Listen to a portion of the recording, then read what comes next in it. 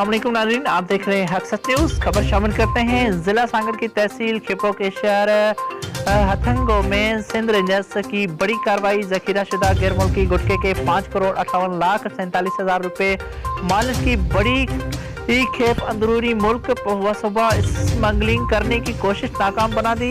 तफसीलात के मुताबिक सिंध रेंजर्स के एक टीम ने इंटेलिजेंस मालूमात के बुनियाद पर जिला सांगड़ के तहसील खिपो के शहर के हथंगो में कार्रवाई करते हुए मिठू राजपूत के बेटों फारूक राजपूत और उसके भाइयों के गोदामों पर छापे मारकर अंदरूनी मुल्क, अंदरूनी सूबा और अंदरूनी जिला गैर मुल्की गुटखे की बड़ी खेप स्मगलिंग करने की कोशिश को नाकाम बना दिया गया है, जिसमें 24,310 पैकेट से गोल्ड गुटखा और 23,656 पैकेट से आदाब गुटखा और 2,100 पैकेट सफीना गुटखा बरामद किया गया और तमाम गुटखा कस्टम हकाम के हवाले कर दिया गया है, जिसके पाकिस्तानी करेंसी में मालियत 5,58,47,000 रुपए है।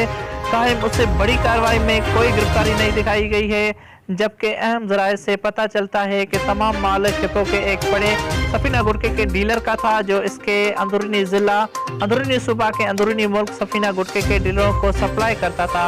नाज़रीन, कैमरामैन मोहम्मद मुबारक के साथ division chief reporter Mohammad Zeeshan Rahi, Haq Sach news.